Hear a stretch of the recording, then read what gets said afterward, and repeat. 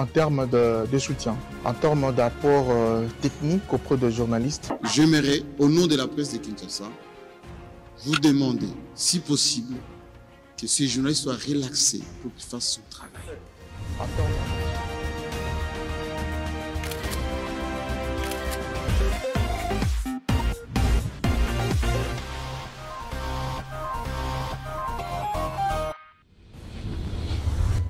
De Luanda sortira quelque chose de bien, quelque chose de bon. Parce qu'on voit, Luanda, c'est la situation sécuritaire dans l'Est. Non, c'est bon pour vous, les députés nationaux. C'est Miss Obed, bienvenue. Merci, monsieur le journaliste, monsieur David. Alors, vous êtes élu de Lubero. Affirmatif de la province du Nord Kivu. Voilà, Nord Kivu. Mais Lubero, on entend qu'il y a encore des affrontements d'M23. Qu'est-ce qui se passe là, actuellement? Mais vous savez, l'ennemi, ce travail, c'est voir comment envahir les différentes zones de la République démocratique du Congo à l'Est. C'est ça son objectif. Il veut toujours continuer sur tous les axes possibles. Mais heureusement, il ne va pas réussir. Il ne va pas réussir. Alors, c'est quoi, comment est la situation là, sur ces fronts, Lubero, parce qu'on a dit qu'ils étaient au niveau du sud de Lubero, au niveau de Sake aussi. J'ai suivi ce matin. Et vous qui êtes élu de ce coin, c'est quoi les informations reçues? Non, ça va. Ils ont faussé sur tous les axes, dans le territoire de Lubero, mais aussi dans... Donc, les FARDC et les Wazalendo se comportent mieux? Non, ils se comportent très bien. Il y a un bon comportement. Pour le moment, les FARDC se défendent très bien avec les jeunes patriotes qui sont tellement bien engagés sur le terrain. Les Wazalendo. Oui, les Wazalendo. Et maintenant, l'ennemi de Banane. Le M23. Oui, l'M23. Il ne sait plus comment se comporter. Nous pensons que cette fois-ci, Kagame sera dessus. Et l'on signale qu'il y aurait des morts dans les camps de l'AFC M23. Il y aurait des morts. Beaucoup de morts et des dégâts. Pour le moment, si vous regardez seulement et si vous appelez sur terrain, l'axe cassé, depuis la semaine passée, il y a des attaques. Nos soldats commencent à récupérer petit à petit notre zone. Ils commencent à descendre vers Kassé. D'ailleurs, nos jeunes commencent à déstabiliser même les lignes de CM23. Parce que ce matin ici, les Wazalendo sont à Luofu. À Luofu? À Luofu et à Mirik. Alors que c'était le chemin où l'ennemi s'est ravitaillé. Et donc, l'ennemi, je pense que maintenant il est en train d'emballer même ses effets. C'est sur base de ces éléments, nous disons comment l'ennemi qui menace, qui est en train de violer sexuellement nos mamans, qui est en train de tuer, qui est en train de pilonner dans de grandes agglomérations. Et nous assistons, notre ministre des Affaires étrangères continue à faire des rounds avec son homologue au Rwanda. Quand nous la voyons au Rwanda, ça nous inquiète beaucoup. Nous disons, est-ce que ces sorties ne peuvent pas encore nous faire tomber dans les déboires que le précédent aussi, des précédents accords. Donc les sorties les sorties médiatiques de la ministre des Affaires étrangères. Oui. C'est ça même l'objet. Alors que nous sommes déterminés pour faire mal à l'ennemi, nous sommes en train de déployer beaucoup d'efforts pour le mettre hors l'état de nuire. Maintenant, nous ne comprenons pas certains comportements que notre ministre de temps, ministre des Affaires étrangères, est en train de poser. Vous m'avez bien suivi sur toutes les chaînes possibles. Vous avez bien suivi ma question. Où je me suis dit, c'est drôle de voir maintenant le ministre et son homologue rwandais qui arrive à Goma. On ne sait pas l'agenda. Il arrive à Goma et on lui réserve bien les honneurs. Alors que nous sommes en train de voter plusieurs fois. Et nous, les députés du Nord Kivu, nous refusons la prorogation de l'état de siège. Mais dans l'exposé des motifs, vous savez ce qui est écrit, M. David? C'est les Rwandais qui accompagnent les groupes armés M23. Et maintenant, quand le ministre des Affaires étrangères arrive dans notre pays, on lui réserve des... De ministre des Affaires étrangères. Et ce n'est pas dans le cadre du processus de Luanda. Parce que dans le cadre de ce processus, on voit, il y a des négociations et dans ces négociations, ça demande un peu une certaine réciprocité des uns et des autres. Bon. Nous ne comprenons pas. Ces rounds-là, pourquoi nous ne croyons pas? Pourquoi ne pas assister à l'os? Parce que ces accords ont été signés par ces précédents. Et tout le monde assiste. Ces processus, les résultats. Même le président de la République démocratique du Congo, M. Antoine Félix Tshisekedi, il est en train de respecter ces processus de Luanda et de Nairobi. Mais pourquoi c'est navette maintenant? Pourquoi c'est round pendant ces 2 derniers mois? Non, elle a activé, elle a exagéré quand même. La ministre des Affaires étrangères. Oui, la ministre des Affaires étrangères. Elle a exagéré. Et c'est ce qui fait l'objet même de notre question d'actualité. Nous disons, venez dans l'Assemblée nationale, venez parler du peuple, venez vous adresser à la nation, exprimer à la population qui est en train de souffrir au juste l'agenda de ces négociations. Vous savez, c'est ce qui nous fait tuer. On vit les conséquences des accords que la population congolaise ne comprend pas, même ne connaît pas. Et ça fait l'objet de plusieurs problématiques dans ce pays. Et ça dérange tout le monde. Vous comprenez, il y a cessez-le-feu. Vous savez, nous venons de faire au moins 2 mois. Pas même seulement 2 mois, pas même du début des attaques de ce M23. C'est 3 ans et demi. 3 ans et demi, oui, 3 ans et demi. 3 ans et demi que Bunagana est sous occupation. Oui. Masisi, Rutshuru, Walikale. Walikale. Donc 3 ans et jusque-là, rien n'est encore... Oui, et nous on jouait toujours à la défensive. Toujours à la défense. À la défensive. Jusqu'à ce que l'ennemi est arrivé dans le territoire de Lubero. De Lubero, effectivement. De Lubero. Et on nous dit, nous observons le cessez-le-feu. Le cessez-le-feu, c'est le résultat maintenant de quoi? Du processus de quoi? De Luanda. De Luanda. Et la population n'est pas éclairée sur ces processus-là. Et maintenant, nous voyons des rounds maintenant de la nouvelle ministre des Affaires étrangères. Nous disons, nous voulons tomber encore dans un grand dégât. Alertons qu'elle vienne nous expliquer cette fois-ci, avant que le pire arrive, de ce qui est dans leur agenda. Vous savez, monsieur, on est journaliste Davidi, quand on parle de cessez-le-feu, la population ne comprend pas. Cessez-le-feu, c'est seulement ici chez nous, alors que de l'autre côté, ce n'est pas le cessez-le-feu. Ça crépite, ça continue. Et l'M23 attaque, pilonne les zones et récupère l'espace de Bunagana jusqu'à l'intérieur des différents territoires. Et on dit nous sommes sous le cessez-le-feu. Et nous qui respectons, nous qui sommes menacés, nous respectons le cessez-le-feu. On ne comprend pas ce qui était dans ces accords. Les accords disaient qu'il faut que notre force FARDC respecte les accords que l'ennemi ne respecte pas.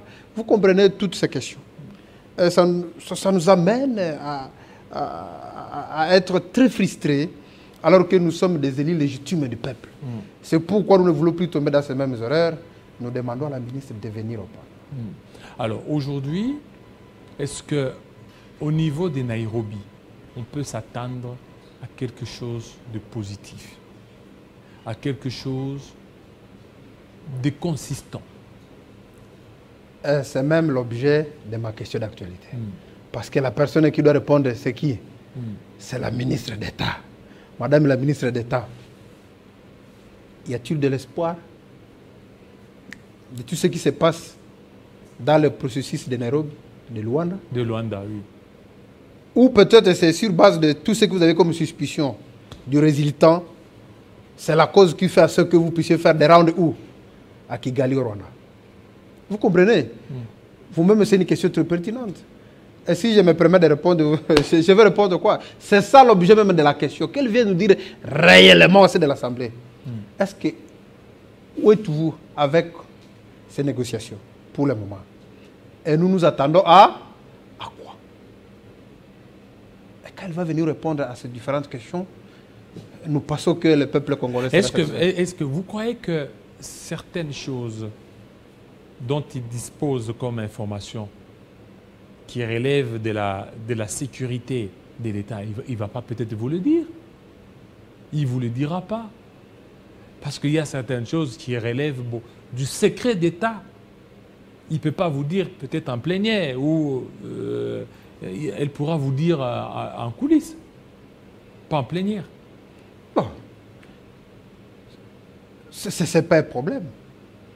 Elle est la ministre de temps, mais la population a besoin de certaines informations. Qu'elles soient élémentaires, mais on a besoin de certaines informations, de certains éléments. Où est le problème? On peut faire même le huis clos. Celle ça qu'il y a des questions ou des réponses qui demandent vraiment un peu de déontologie. Où est le problème de faire le huis clos avec les députés? Le huis clos existe aussi du Parlement. Même en matière de sécurité, il y a certaines questions de la défense et de sécurité. On le traite à huis clos. Ce n'est pas un problème. Mais l'essentiel est que les représentants élus légitimes du peuple soient éclairés. Mais on ne connaît rien, M. David. On ne connaît rien. Dès qu'ils sont là, ils ne savent rien de ce qui concerne les processus de Luanda. On ne sait pas ce qu'il est en train de faire. Même le ministre qui est arrivé à Goma. Vous connaissez ce qu'il est allé faire à Goma? Quel ministre? Le ministre des Affaires étrangères rwandais. Vous connaissez? Il a même été accueilli là-bas. Avec des honneurs. Avec les honneurs. Et effectivement, c'est le processus de Luanda qui a facilité ça, non? Mais c'est ce qui amène à ce que nous ne soyons pas stables. Il est là et il est retourné. Qu'est-ce qu'il a fait? Et qu'est-ce qui a changé? Si l'ennemi avait l'impact de sa présence à Goma, est-ce que l'ennemi devrait encore attaquer? Nous devrions croire que non. Sa présence était de venir parler à ses amis. Parce qu'au moins, tout le monde connaît que c'est le Rwanda qui finance M23, qui a commencé M23. Et quand on le voit à Goma, si son arrivée était vraiment importante pour la population de Goma, on devait sentir déjà l'impact par rapport à ces forces négatives de M23. Mais il force maintenant. Il arrive à Goma, et après 2 jours, 3 jours, l'ennemi veut fausser, va arriver à Butembo. L'ennemi va arriver à Walikale. L'ennemi veut menacer Nyamiri à déranger toute la population de la zone. L'ennemi tue, l'ennemi viole. L'ennemi menace aussi au Sac. Sac. Ouais, au niveau des sacs, j'ai suivi ça. Voilà. Et c'est la ville de Goma.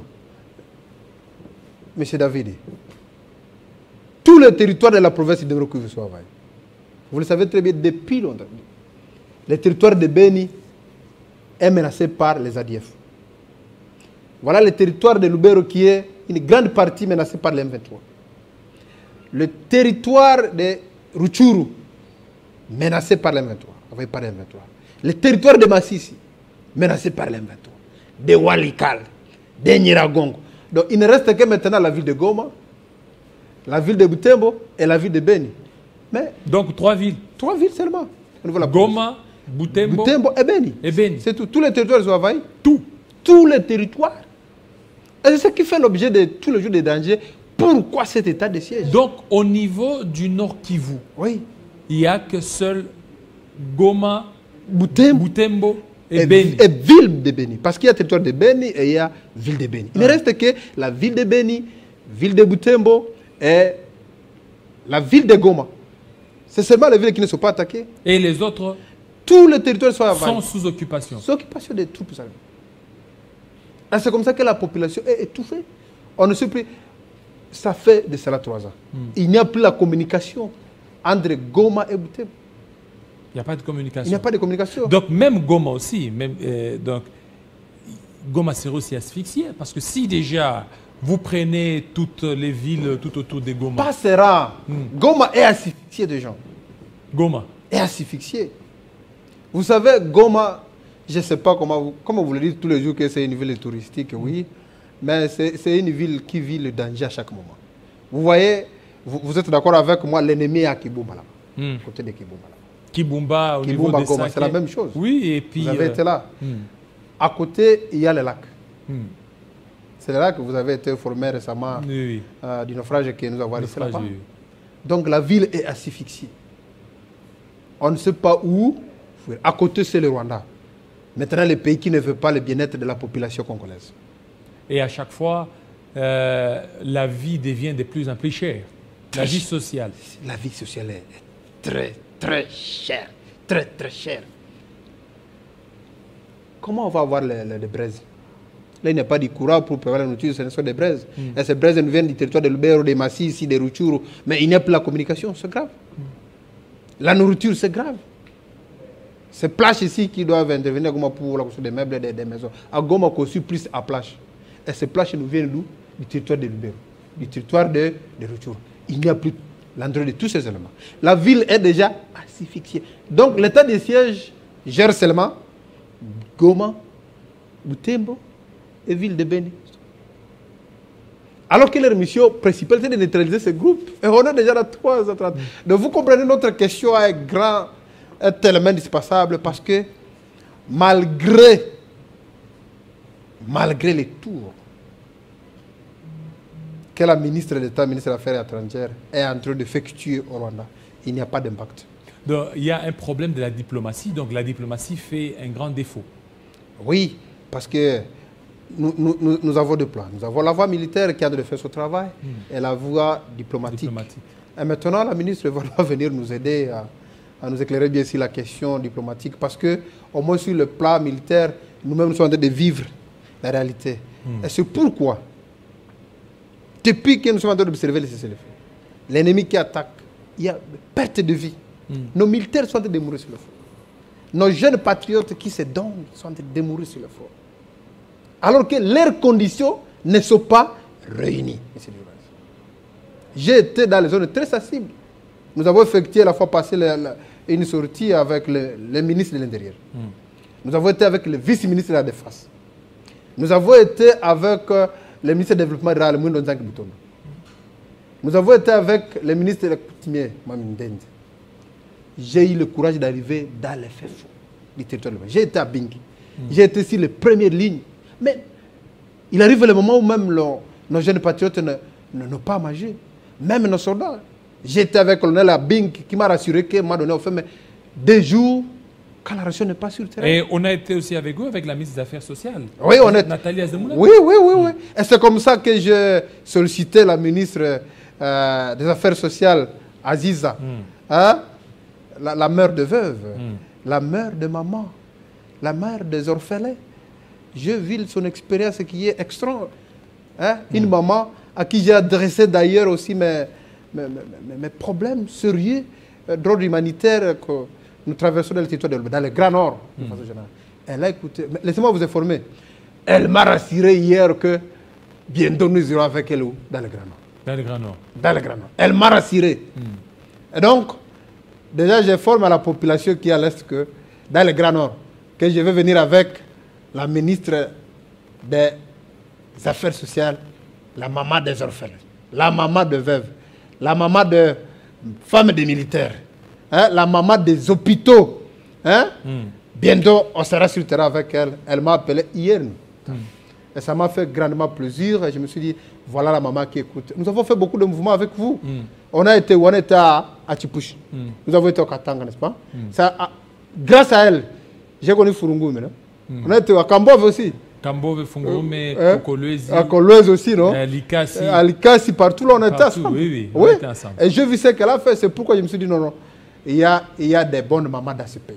Voilà, effectivement. Hein? Merci beaucoup. Merci beaucoup, honorable. Merci beaucoup, surtout de passer sur nos antennes. Nous souhaitons un heureux anniversaire à Christian Géné-Lévy, le papa de Johan et Perla Ariadel Géné. Heureux anniversaire, voilà, à Rebecca Mafuta Mwamba, l'italienne. Rebecca Mafuta Mwamba, l'italienne, de la part de Rufus. Rufus, qui souhaite joyeux anniversaire à Rebecca Mafuta Mwamba, l'italienne. Soyez riches, richement bénis. Joyeux anniversaire à vous. Alors ça c'est Christian Géné-Lévy, le papa de Johan et Perla Ariadel Géné. Joyeux anniversaire à vous. Merci, des très très bonnes choses à vous. Vous qui fêtez vos anniversaires, joyeux anniversaire à vous. Mes voeux les meilleurs à tous et à toutes, à tous nos fidèles téléspectateurs. Merci beaucoup. Merci à vous, honorable Merci. Merci aussi, merci, Voilà. monsieur David. Voilà, d'être passé, surtout. La promptitude avec laquelle vous avez répondu, surtout malgré les embouteillages Oui, oui. sur Kinshasa. Ça fait vraiment un grand défi ici à Kinshasa pour le moment. Pour le moment, Ouais. effectivement. Alors, tout à l'heure, la grande édition en langue Swahili, c'est notre Mumbere. Après Mumbere, ça sera Chiluba. Chiluba et d'autres langues encore. Restez branchés sur Télé 50. À très bientôt.